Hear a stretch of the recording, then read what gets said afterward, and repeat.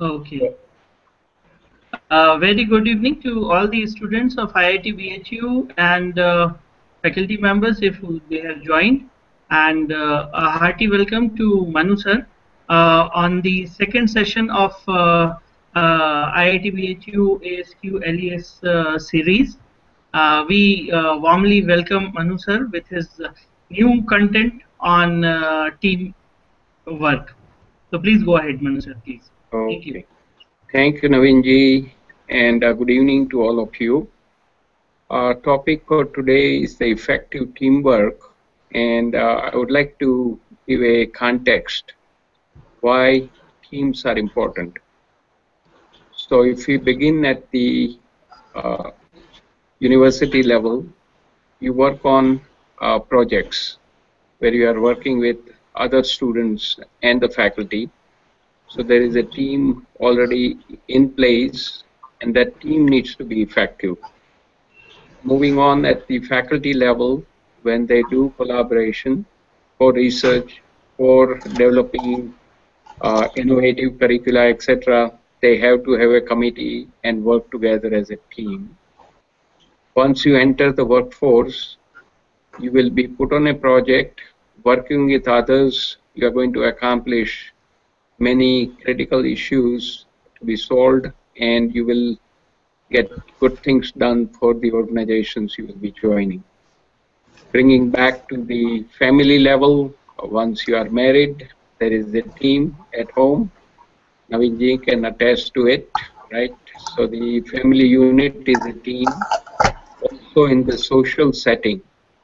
Social setting also, we need to be thinking about how can we work together effectively. And that's where teams are extremely important. And that's the reason we have chosen this topic. So I will begin the slide presentation. Now the roadmap for today's Google Hangout is we'll look at some interesting quotes on teamwork. And then we will define the teamwork. We'll look at a team engagement model. And then I want to share a best-in-class examples, a book written around 5 dysfunctions of a team. And then we will look at, for the team, why the goal setting is important and how to prioritize the work within the team as well. Then we'll summarize it, major references, and then we have some interesting YouTubes to bring the message home. Let's begin, today lots of quotes have come from the sports area in the United States. And as we know, the sports is the ultimate example of how to work in a team and accomplish the goal. So Vince Lombardi, he was a very famous football coach, American football. Individual commitment to a group effort, that's what makes a team work, a company work, a society work, and a civilization work. Michael Jordan, one of the famous basketball player, comes from Chicago area. He talks about talent wins games individually at a game level, but the teamwork and intelligence wins the championships at the highest level. Andrew Carnegie is talking about teamwork is the ability to work together toward a common vision. The ability to direct individual accomplishments toward organizational objectives. And it is the fuel that allows common people to attain uncommon results. The fuel that allows common people to attain uncommon results. Helen Keller, she talks about alone we can do so little, together we can do so much. And Patrick Lencioni, the person who has written this book on 5 dysfunctions of a team, he talks about, remember, teamwork begins by building trust, And then the only way to do that is to overcome our need for invulnerability.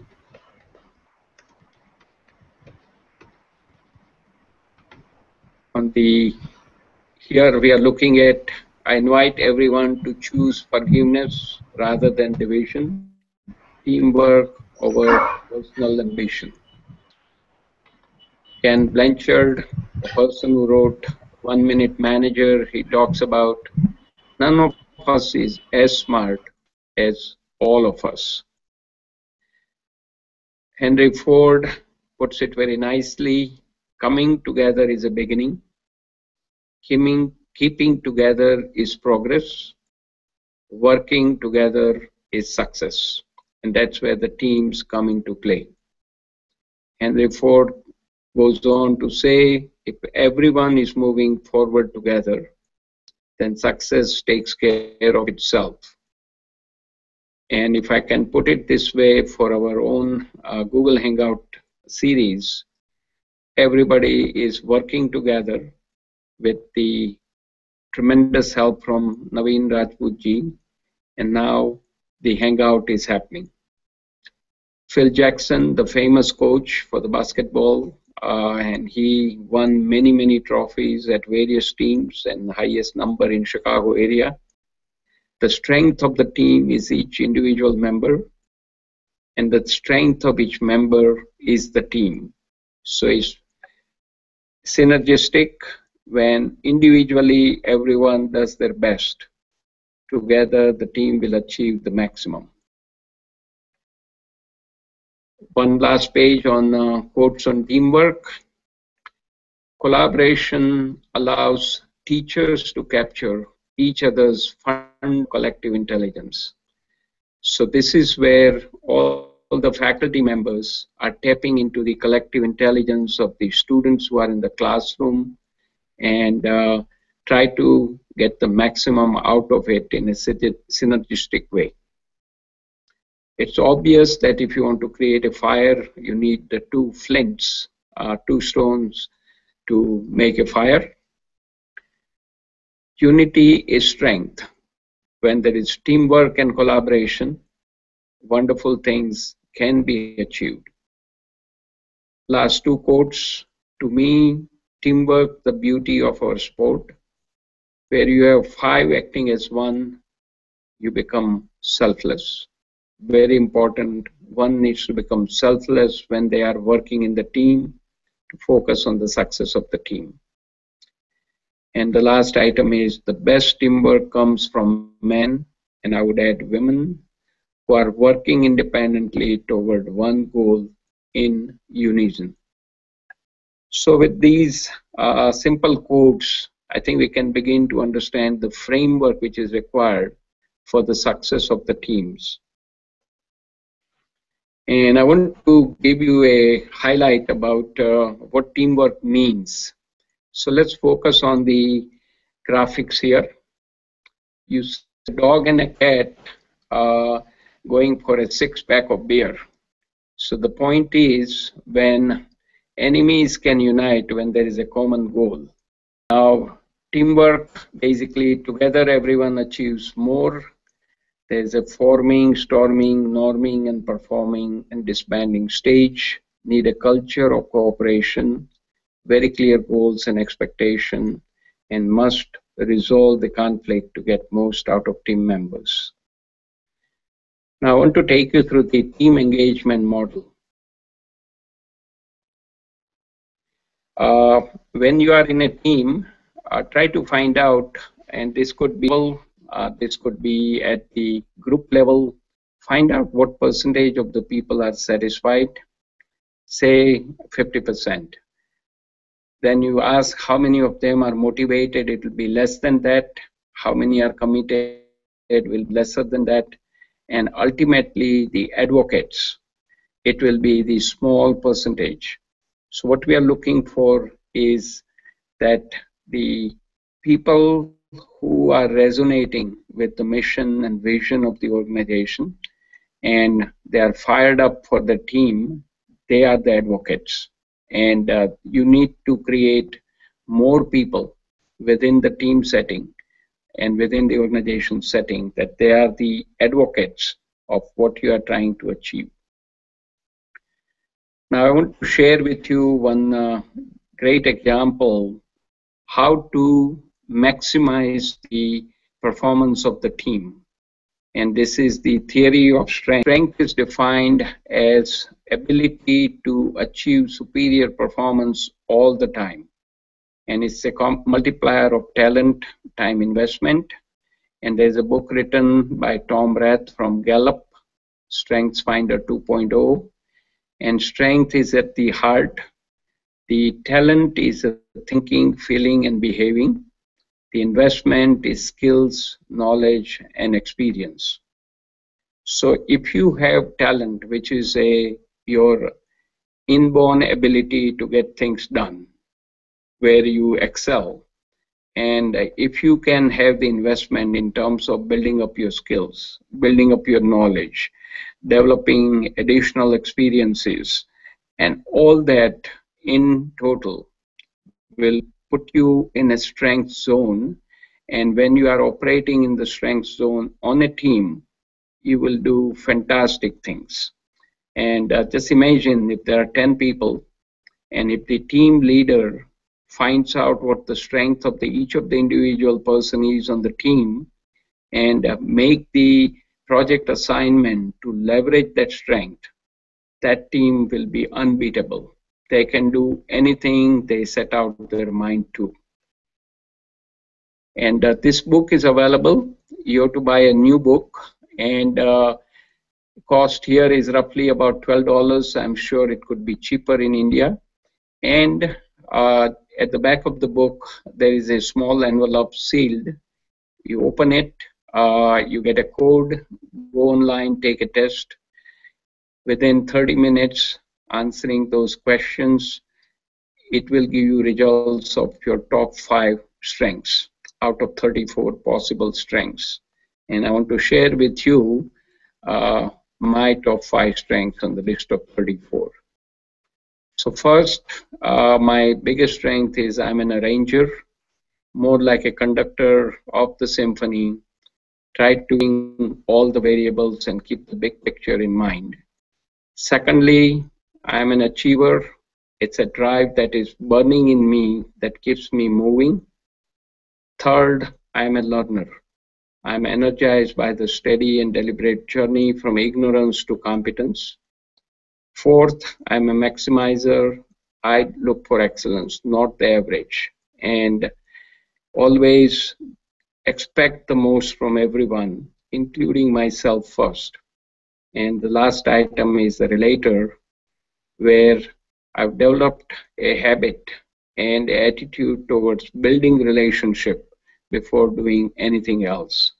And I'll give you one example. When I was teaching the organization development human resource module in Egypt to government officers, they really found out very quickly that first I established rapport with 25 mid to senior level officers, and they enjoyed the course so much that at the 5th day they all came out and we had a mini celebration.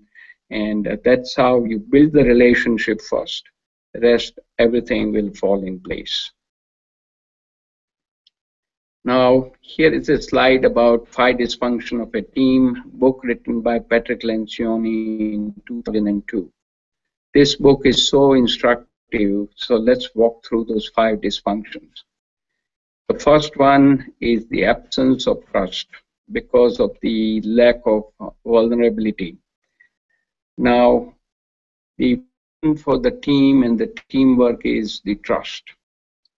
If there is not adequate trust or there is no trust among the team members, that team is dysfunctional. How do you build the trust? You need to share your strengths and weaknesses. You need to be open and honest with everybody on the team. The second one is the fear of conflict. So what happens is we generally create artificial harmony. So for example, the team is working on some critical issue. There is a brainstorming going on. Not everybody speaks up. And then decisions are made based on partial input. Those who are in the meeting, they will keep nodding their head. It's okay, go ahead. Once the meeting is over, there is a meeting happening, and we call it a parking lot meeting. That's where people will keep saying that this is the team leader's idea. I do not subscribe to it. Let him or her do what he or she wants. I am not part of it. So the real way to overcome this dysfunction is ask everyone to speak up when the issues are getting discussed. Put everything on the table. So now you are looking at the front of the funnel. Get the divergence of ideas, put all of them in the hopper, and then at the neck of the funnel, you are making a crystal clear decision and the goal is set. And this is how we should not be looking for artificial harmony, but look for constructive conflict. Third item is teams are dysfunctional because there is a lack of commitment. Now, commitment can only come when things are absolutely clear, no ambiguity. And that is the role of the team leader as well as team members to make sure things are absolutely clear and everybody then give their commitment. Next item is the avoidance of accountability. Once the goals are set, all members on the team have a responsibility to carry out their activity, and everyone should hold everybody else accountable for their piece of action. So for example, we have a team of say 8 people. 7 people are doing their work fine.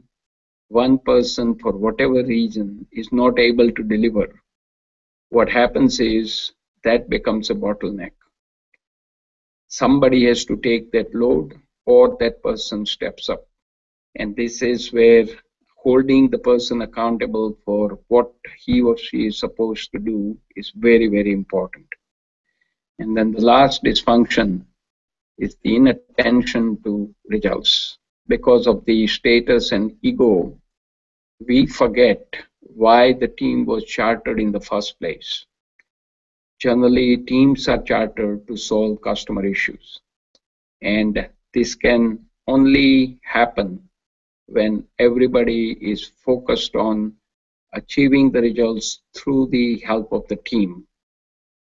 And just for the fun, I try to put emphasis that this is one of the biggest dysfunction. So the guidance is when you are coming together as a team, one need to walk through these 5 dysfunctions and see, do we have any dysfunction present in the team? And if there is any dysfunction present, team leader with the help of team members should try to remove that dysfunction so that your team is 100% moving in the same direction. Now, in terms of goal setting, I'm sure all of you have heard this word, SMART goals. For a team to specific, measurable, achievable, realistic, and time-based goal. Set and achieve team goals. Very, very important. So remember, the teams are chartered to solve a specific issue. Whether you are working on your project, whether you are working collaboratively for research at the faculty level or developing some innovative ideas to excel in education and teaching, or in the company setting, you are solving customer problem. You need to set the goal for the team because that's the anchor towards which the team will keep working. Next item, for the team to succeed, we have so many priorities, so many things to do. So remember those 4 Ds. Things you will be delegating to others as a team leader. Certain things you are not going to get to it right now, so put it on a yellow sticky paper put a note to it, and come to it. And very last item is dump. Certain things which do not mean anything for the success of the team, we need to not worry about it. It should go in the circular file, we say it here, or it should not be looked at all. So with that, I want to share some of these major references. And this Patrick Lencioni's book, Five Dysfunctions of a Team, is a wonderful book. And I want to bring in some personal examples, and this is the summary. The difference between the success and failure is a great team. So at this, again, Professor Ashim Kumar Mukherjee, Professor Naveen Singh Rajput, Apurva Saxena, Nikhil Jain, Sainam Kapoor, Diksha, Kaushik, Vishal, and Venkat, they are not here. And all the people who joined. So Amit Gupta from Dhanrajgiri, Pranshu Aditya from C.V. Raman, Jeet Parekh from Vishwesharaya, and Apratim Yadav from Ramanujan, and Naveen Rajputji from Bangalore. I want to thank all of you for making this possible. At this point, let me give you some examples where I have learned a lot how to have effective teamwork. So the first one was in 1996 for American Society for Quality. We were going to celebrate it in Chicago, our 50th year, and we had 3,000 delegates from around the world coming to Hilton Hotel in downtown Chicago. We are working on this project for almost 2 years, how to have the best 50th anniversary celebration for the great society. We had a team of 300 people, and I had the honor to be the team leader. And this is what we did. We empowered everyone. We gave some training to everyone what needs to be done in terms of managing 3.5 days throughout the annual conference, and I had a small team of 12 people in the inner circle.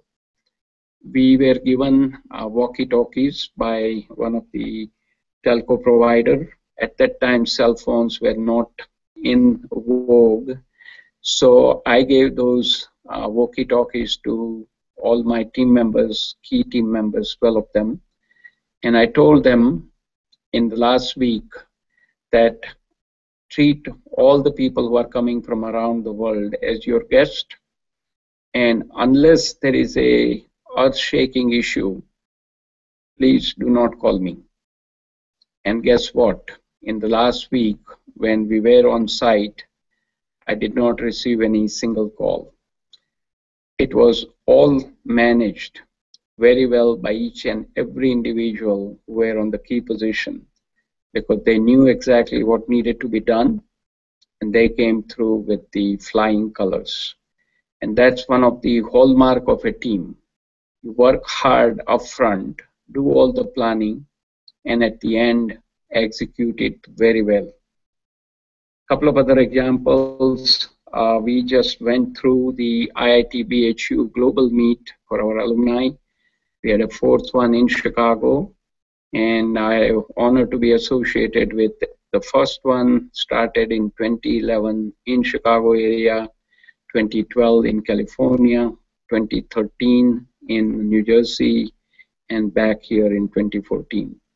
Same concept, about 15 to 20 key people start this process. Is between 9 to 10 months window for planning, and we keep bringing all the things together, and at the end post a wonderful program. We just are getting the good feedback from the people who attended.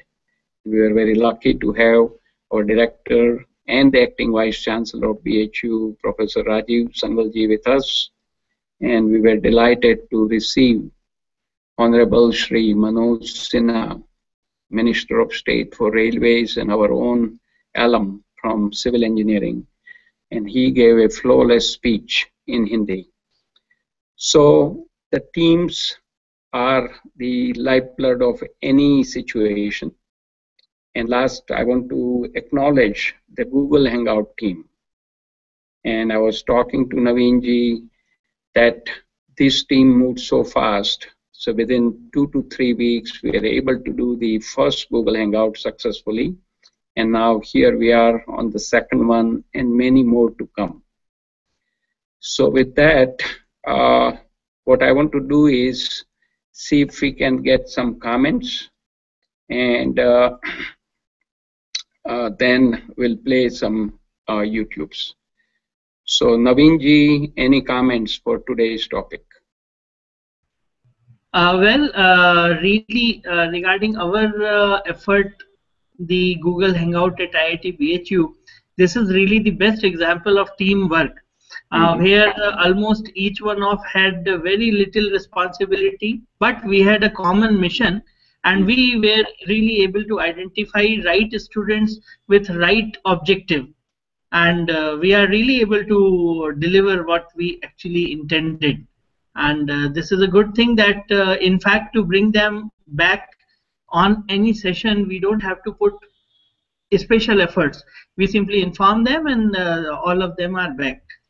So this is how team spirit really works, and identifying the right team is also another good way to ensure that we are able to deliver what we require. Definitely. So, yes. Thank you. Thank you for your leadership, Naveenji. Thank you. Nikhil, your comments. Sir, I have few things to share. One is what you told us today about teamwork. This should be implemented in this ASQ project also, which we are conducting right now. Feeling that few points can be incorporated, and one major issue, like how to optimize the performance of a team. Like few persons will be engaged in few areas, few persons having expertise in different areas. How to make good use of them, like how to enthuse them, how to inject the enthusiasm. The major thing lacks generally in a team mission is enthusiasm. Like in start, the energy level is at a threshold and it gets rapidly down. Right. The curve is generally a declining one. How to keep that curve at least stable, so that the team performs well for a long run. Right. So my comment will be, Nikhil, that it's the role of the team leader to be a cheerleader also. He or she is there to support the team 100%. And lot of time, each of the team members are given a specific task, but at the beginning, and this is what is required when we go through the project management, that when the team is launched, there is a celebration event. You have all the stakeholders together. You explain why the team was chartered, what's the objective, and what's the ultimate goal this team is going to achieve in what time frame. So all the parameters are on the table. Each of the team members are selected based on their skill set to work on a specific issue. And as the team moves forward, there are periodic reviews to understand where the team is. Are we moving in the right direction? And in project management sense, there is always a weekly status reviews where week to week goals are set, and there are simple metrics like performance, budget, and schedule. Are we on track or are we falling behind? And these are some disciplines which are very, very important to ensure the success of the team. And what they say is, in the team situation, when you are working on some unique things, you should fail fast to succeed sooner. Don't wait till you come to the end and then you fail, which is a letdown for everybody. So you need to experiment, because when you are solving a tough problem, there are no easy answers. So you need to do some experimentation. Not everything will succeed, but whatever is a failure, you learn from it and keep moving. And the team will be enthused only when they see progress is being made. And the second component is recognition. Recognition on a regular basis, and this is one of the items we'll pick up in future series, that this is one of the intervention which is very rarely used throughout the world. We always look for negatives and forget the positive. So team leader and team members need to be aware that people are working very hard. How do we make them successful? How do we keep them energized? It's the simple recognition in a timely and sincere way. It's essentially sending a brief email, thanking the people who are supporting your team's effort, also doing among the peers on the team, thanking them for their contributions. Also, team leaders up and down, and others who are supporting your goals and your mission. So it's a varieties of ways you can keep the whole team energized and enthused so that the work goes on. And at the end, when the team has concluded the work, have to have a good celebration event where you can give out certificates. You can also have some little food, and all these things don't cost too much. It is the sincerity and timeliness which is required. And by the way, this is a cultural issue. We are not accustomed to give recognition to others, and culturally, we only speak up when something is wrong. We take good things for granted. So the lesson to learn is when good things are happening, take time out, recognize people who are behind it, and that will energize them and keep them going. With that, let's go to Diksha. Any comments, Diksha?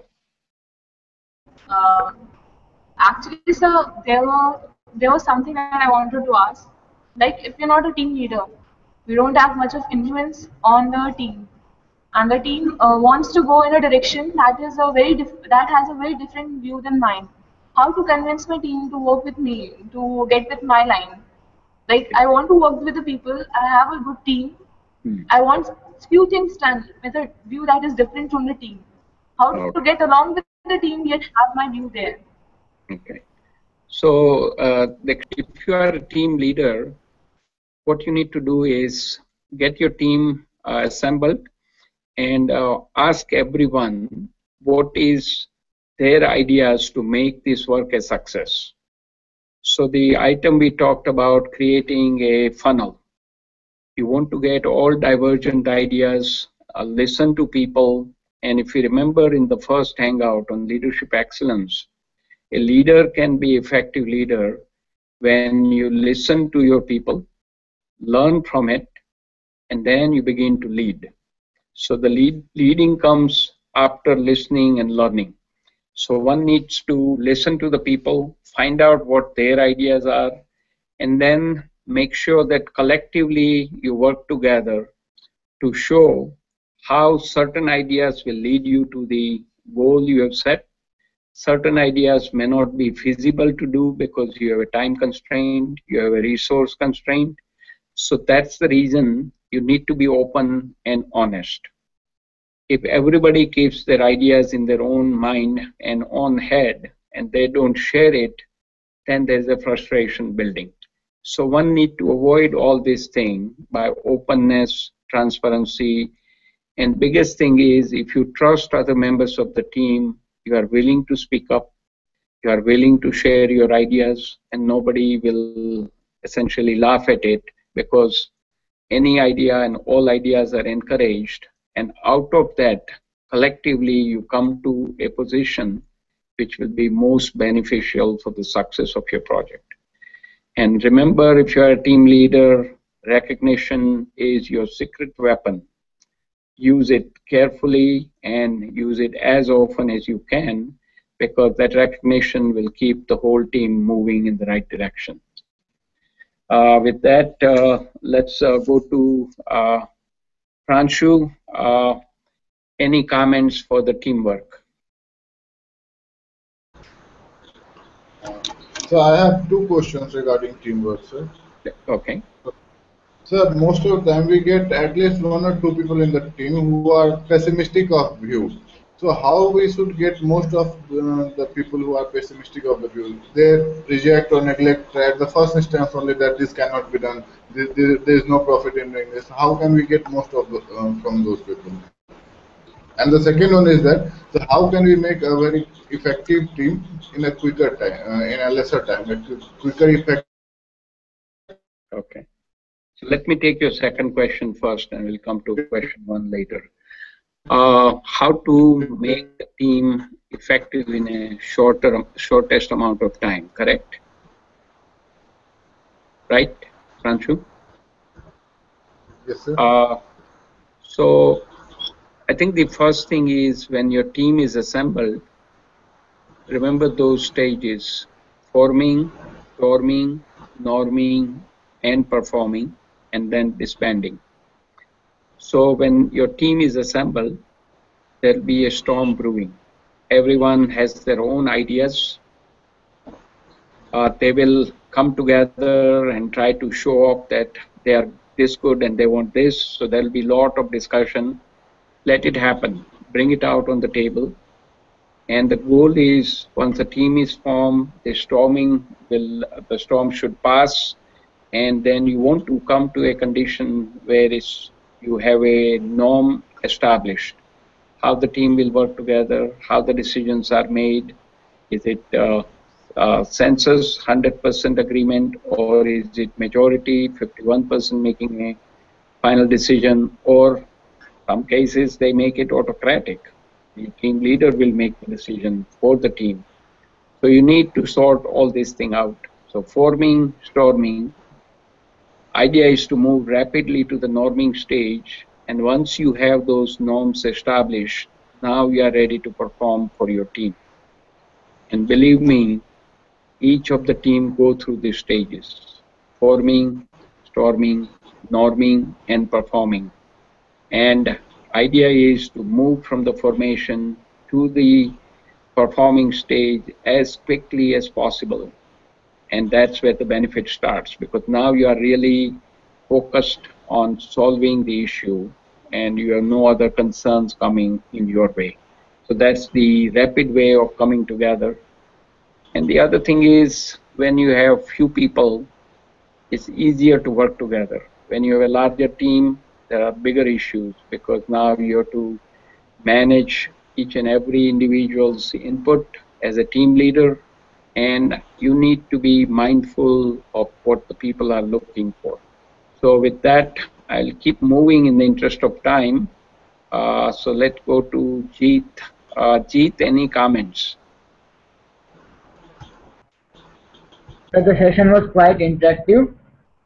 We already have a team which is working towards a common aim. But problem is we all are working the thing we do, we all do. We haven't specified ourselves. So how to specify ourselves and find our strength?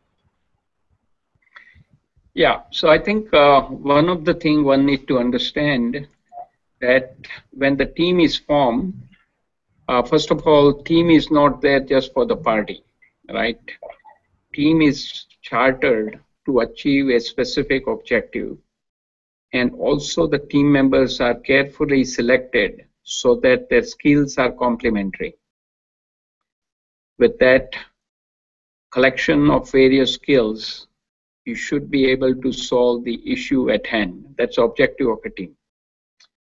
Once all the team members are pulled together, it's team leader's role to create an assignment to take into account the skills each individual possesses on the team and the type of work they should be doing so that collectively you can achieve the objective and reach your goal. And so there is a lot of homework needed on the part of the team leader. Make the specific assignment, and you can ask for volunteers, one. Secondly, if the team leader knows what the strengths of a person is and what are the strengths of the person are, then it is easy to structure the part of the project work or the teamwork so that they can bring the best based on their own strengths. And all this assignment has to be done carefully so that you are not running into each other and you are not stepping on each other's toes. You have very clear responsibility, very clear accountability to bring it together. We'll go to Apratim and Ramanujan. Your comment. First of all, sir, thank you for the second session. I have no comments regarding this, but I do have a suggestion. Can okay.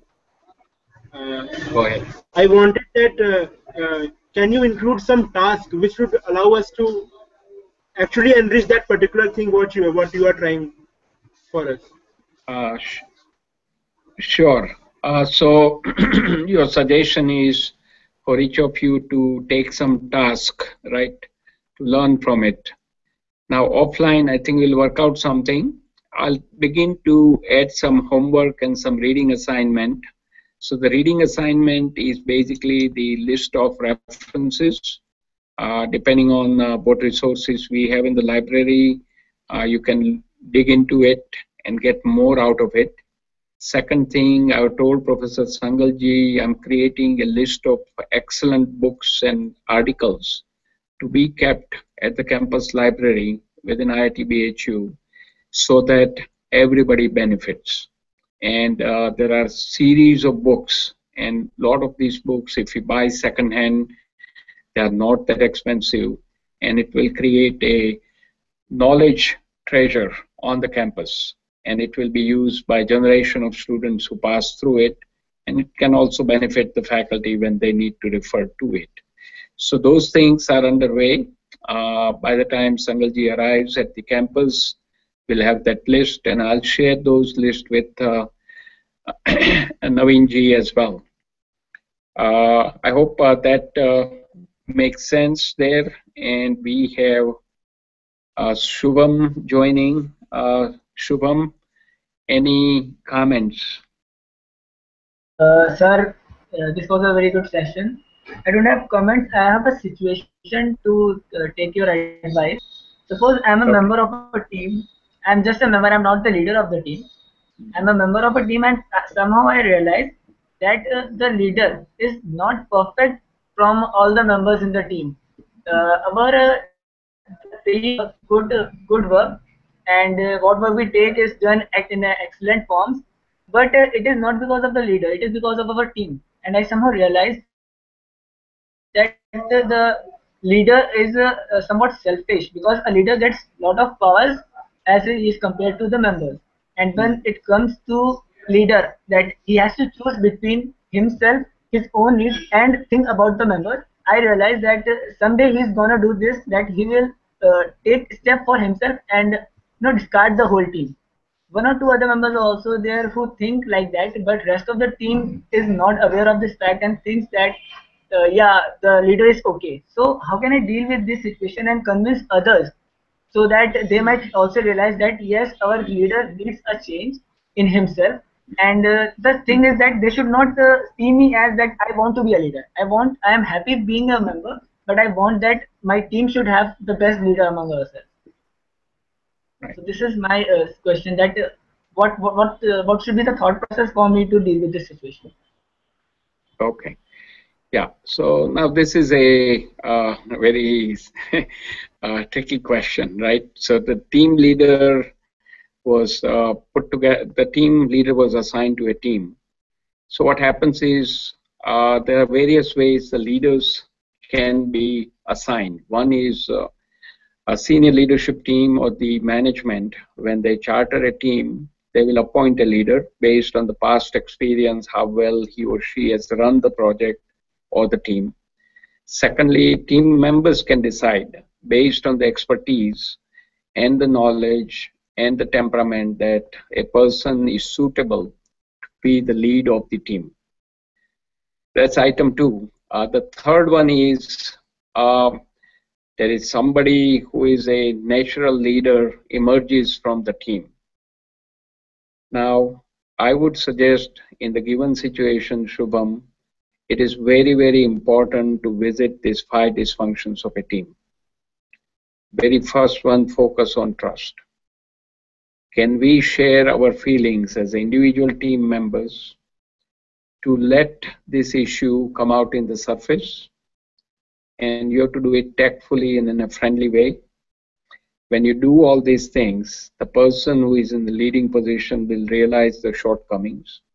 And I hope he or she will get the message that as a team leader, he or she is not playing at the right level and that change is required.